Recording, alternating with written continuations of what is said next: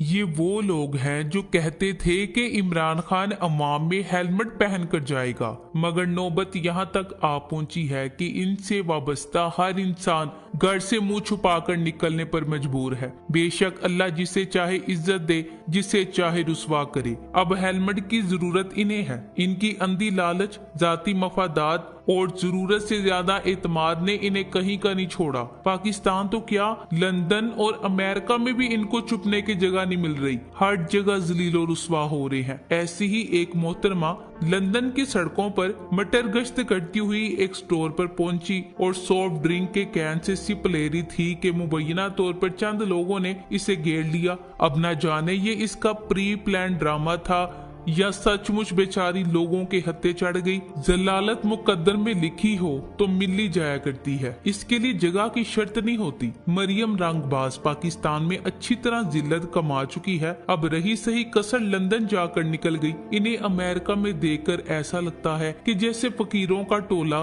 रमजान मुबारक में शहरों में घुसाता है। इसी तरह लंदन से अमेरिका तक पाकिस्तान की गैरतो हमीयत को दाव पर लगाकर जहाँ गए भीख मांगी। मैक्रोन जैसे इस्लाम दुश्मन के गले भी लगे और हंस हंस कर तस्वीरें भी बनवाई। अमरीकियों ने दिल खोलकर इस इम्पोर्टेड टोले को खुश आमदीद कहा। रजीम चेंज के हैंडलर से मुलाकात हुई तो शहबाज शरीफ ने अपनी छाती फुलाकर सवाल किया, पाकिस्तान का कोई इलाका तबाह बर्बाद होने से रह तो नहीं गया? पाकिस्तान का कोई तबका माशी परेशानियों से बच तो नहीं गया, ताकि हम अगले मिशन की तकमील की जानी बढ़े? इसके बाद पाकिस्तान को अमेरिका की मदद से माशी मसाइल में फंसाकर इन्होंने अपना भीख मांगने का मिशन शुरू किया। भीख मांगने की इन्होंने हर हद क्रॉस कर ली है, मगर इनकी अपनी अय्याशियों में कोई फर्क नहीं आया। महंगे होटलों में ठहरना, खाना पीना, अय्याशी करना, ये पता नहीं चल रहा कि किसी सिक्योरिटी गार्ड या किसी साथी के बगैर ये अकेली सैरो तफरी में क्यों मसरूफ है।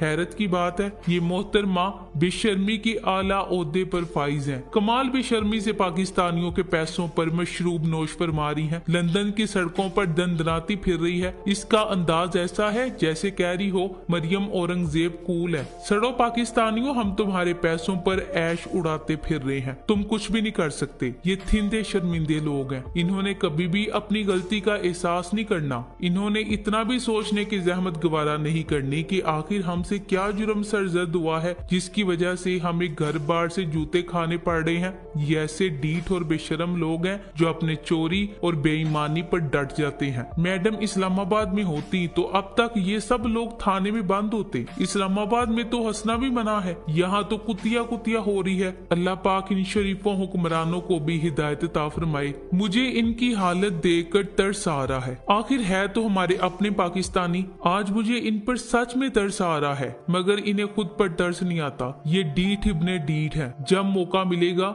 मुल्क को लूटेंगे और अपने लिए एनआरओ हलाल करेंगे। किसी दानश्वर ने ठीक कहा है कि पाकिस्तान वाहिद मुल्क है जहां चोर को चोरी पर सजा नहीं मिलती, लेकिन चोर को चोर कहने पर फौरी सजा मिल जाती है। इम्पोर्टेड हुकूमत पे जिल्लत मुसल्लत हो चुकी है, लेकिन हराम खा खा के ये बेहिस हो गए हैं। मरियम औरंगजेब का डीठ होना देख के साबित करता है कि हराम इंसान से इज्जत नफ्स छीन लेता है। कसम से एक आम इंसान को भी ये सब होने के बाद शर्म आ जाती है, लेकिन इसको देखो कितने कॉन्फिडेंस से खड़ी है। ये लोग हर जगह जलील होते हैं, लेकिन मजाल है कि इन्हें कोई फर्क पड़ जाए। डीठ बनी हुई है इतनी जलालत पर भी। लगता है पटवारियों के अंदर जिल्लत का बटन ही नहीं है। वाकई इन बेचारों की जिंदगी में जलालत लिख दी गई है। जहाँ भी जाएंगे जलील ही होंगे। अवाम को शऊर आ चुका है। बाकी लोग भी अगर अपनी बकिया जिंदगी इज्जत से गुजारना चाहते हैं तो मुल्क को लूटना छोड़ दें, सच्चे दिल से तौबा कर लें। क्या फायदा इतनी दौलत, रुतबे और मकाम का जब इज्जत ही नहीं मिली? क्या ये जिंदगी है? क्या कोई इंसान दौलत की बजाय जिल्लत कमाकर खुश होता है, जिससे ये खुद को तोप शय समझते हैं? दौर फिटे मुंह इन बेशरम लोगों की सोच का। डूब के मर जाने का मकाम है। मरियम रंगबाज ने कलेजा चबाने वाली औरत से कहा, बाजी नेड़े नेड़े आओ। बाजी के साथ उज़मा चमची वो नेड़े आ गई। मरियम रंगबाज बोली, असी ते गाट दे रहे न गाट दे। और वही हुआ। घर में यानी पाकिस्तान में तो ये कहीं मुंह दिखाने के काबिल नहीं है। घर से बाहर भी इनकी कोई इज्जत नहीं है। हर जगह कुत्ते वाली हो रही है। लोग देखते ही दुत्कारने लगते हैं। इतनी बेइज्जती देखकर तो मुंह से से बस यही निकल रहा है, उफ, दुनिया से लिया दुनिया में देकर जाएंगे। चोरों का कोई एतबार भी नहीं कि खुद ही पीटीआई वाले बनाकर खुद अपने ऊपर एक गालम गलोच करके फेम लेने की कोशिश की जा रही हो, वरना किसी जलसे और खास इवेंट के बगैर ये लोग झंडे और टोपियां पहनकर क्यों फिर रहे थे? या फिर इन्हें ख्वाब आना था कि मरियम रंगबाज यहाँ इस स्टोर पर आएगी और हम जल्दी से टोपियां पहनकर गले में पीटीआई के मफल पहनकर ट्रोलिंग शुरू कर देंगे। इस शहर में पीटीआई का कोई भी एहतजाज नहीं था, फिर ये बेमौसमी पीटीआई वाले कहां से निकल आए? वैसे मरियम नानी की ऑडियो लीक से तवज्जो हटाने के लिए ये कुछ भी कर सकते हैं, ये डर्टी गेम खेलने के माहिर हैं। दूर क्यों जाएं? अभी कुछ महीने पहले इसी मरियम ने रोज़े रसूल सल्लल्लाहु अलैहि वसल्लम के बाहर खुद ही अपने ऊपर नारेबाजी करवाई और खुद ही मजलूम बन गई। पाकिस्तान में इमरान खान और साथियों पर मजहबी पर्चे कर दिए गए। सऊदी पुलिस बराह रास्त खुद मुलविस हुई। मुलजिमान को फ्रांसिक और कैमरों की मदद से पकड़ा गया तो इसी मरियम और इसके इम्पोर्टेड सरकार ने हुकूमत सऊदिया को अप्रोच किया कि मुलजिमान को पाकिस्तान के हवाले कर दिया जाए। सऊदी हुकाम ने पाकिस्तानी गवर्नमेंट की इस दरखास्त को खुद रद्द किया और खुद तफ्तीश की तो पता चला कि नारे लगाने और उकसाने वाले इनके नूलिगी थे, जिनके नारों के जवाब में हुजूम ने मुश्तिल होकर नारे लगाए। इस तरह की गंदी सियासत करना इनका महबूब मशगला है। बाहर के मुल्क लोग इतने फारिग नहीं होते, वहाँ तो लोग ईद बकरीद पर भी अपनी नौकरियों पर होते हैं। पीटीए वाले इस तरह सड़कों पर वेले क्यों फिरेंगे? हो ना हो इसके पीछे भी इस रंगबाज का कोई ना कोई ड्रामा जरूर होगा, वरना 2 मिनट के लिए एक आम इंसान अपने गिर्द इतना मजमा देकर परेशान ही हो जाता है, मगर ये औरत टस से मस नहीं हुई। बहरहाल हर ड्रामे की गुत्थी सुलझनी होती है, ये भी सुलझ ही जाएगी। फिलहाल तो इस मुल्क में ऑडियो लीक्स का तमाशा लगा हुआ है, एक के बाद एक इंकिशाफ हो रहा है। फवाद चौधरी ने ट्वीट करते हुए लिखा कि मरियम औरंगजेब ने तवील इंतजार के बाद ऑडियो लीक्स की बिलवास्ता तस्दीक कर दी है। वो कह रही हैं कि इस गुफ्तगू में शौकत तरीन की गुफ्तगू जैसी कोई साजिश नहीं। ये मामला हर गुजरते लम्हे के साथ ज्यादा संगीन हो रहा है। अभी तक इस अहम लीक्स की तहकीकात करवाने का ऐलान नहीं किया गया, जो बहुत अजीब बात है। मक्कार नानी जलसों में कहती है मैंने तेल की कीमत बढ़ाने की मुखालफत की, नवाज शरीफ इजलास से उठकर चले गए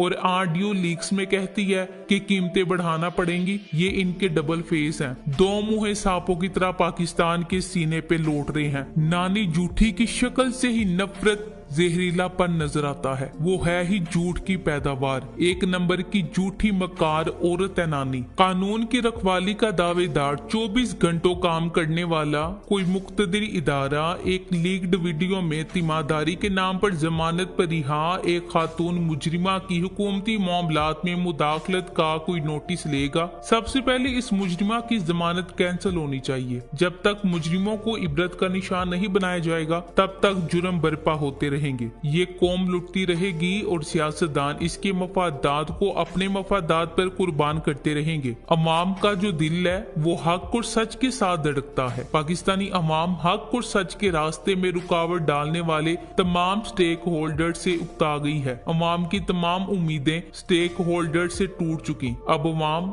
एक कॉल का इंतजार कर रही है और तमाम फैसले खुद करने के ख्वाब देख रही है। फिलहाल पाकिस्तान की 22 करोड़ अवाम के दिल की दिली बद्दुआ है कि या अल्लाह पाकिस्तान के करप्ट माफियाज, गद्दारों, लुटेरों, डाकुओं, जालिमों, कातिलों, मुनाफिकों को गर्क कर दे, निस्तो नाबूद कर दे, जलीलो रुस्वा कर दे, इबरत का निशान बना दे। आमीन या रब्बुल आलमीन। मलिका बुखारी पर 4 दिन जो जहां का गंद उछालते रहे बेशरम, और आज मरियम औरंगजेब की भारी गैरत का टोकरा लेकर आगे। मरियम औरंगजेब ने पीटीवी पर बैठकर इमरान खान के खिलाफ तौहीन मजहब मुहिम चलाई। ये तो बहुत कम हुआ इसके साथ, अब ये दुपट्टा सर से उतार कर वहाँ दंदनाती फिर रही थी। पाकिस्तानियों ने इसे वहाँ भी नहीं छोड़ा और ऐसी इज्जत अफजाई की कि अगली बार अबाया और हिजाब लेकर सड़कें नापा करेगी। वैसे गालियों के जवाब में इसकी एक्टिंग देखने वाली थी। वो औरत जो खान साहब के बारे में तरह तरह की बकवास करती है, ऐसी तहजीब याफ्ता होने की एक्टिंग की उसने कि कमाल कर दिया, जबकि सब इसकी तहजीब से अच्छी तरह